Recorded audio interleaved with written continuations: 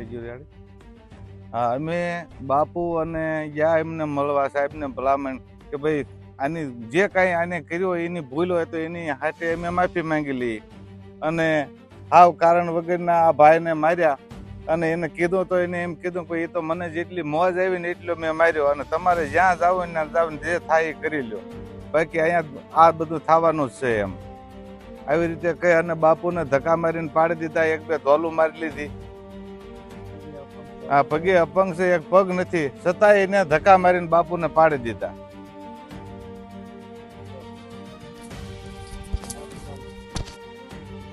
આજે 24 તારીખે અને 5મા મહિનાની 24 તારીખે અમને બાપુ 12 વાગે સંઘ લઈ અને 6 બસો લઈ અને દ્વારકાના તીર્થધામની યાત્રામાં અમને લઈ ગયા અને 20 દિવસથી મહેનત કરતા અને કબીર આશ્રમની અંદર 8 થી 9 વાગ્યાના ગાળામાં ત્યાં પગ્યા. એટલે ઇસ્કોન ગેટ પોલીસ સ્ટેશન દ્વારકાની બાજુમાં કબીર આશ્રમનો ગેટ છે, ત્યાં બસો લેવાડતા. એટલે ટ્રાફિક તો હતું પણ થોડુંક ટ્રાફિક 100 બસો લેવાડે એટલે એટલું ટ્રાફિક તો થાય. પણ એક ભાઈ સેવા ભાઈ હતો મારી બસમાં, એને બસો અમને લેવાડી એટલે હા એને અહીંયા ખોદેલું છે, એના હિસાબે ટ્રાફિક થાય. એ ન જોયું એટલે એનો કાકલો ચાલી અને ઇસ્કોન ગેટ પોલીસ સ્ટેશન દ્વારકામાં એ પોલીસ સાહેબ હતા, એને પૂછ્યું કે સાહેબ તમારા એને 10 દંડા હાથળમાં માર્યા અને 10-15 પટ્ટા એના માથામાં માર્યા. એટલે કોઈકે વાત કરી કે બાપુ ઓલા ભાઈને લઈ ગયા ને માર્યો. એટલે બાપુ ત્યાંથી 2-3 જણા અમે હોત હાર્યા હતા બાપુ. એટલે 4 વ્યક્તિને આવી ગયા.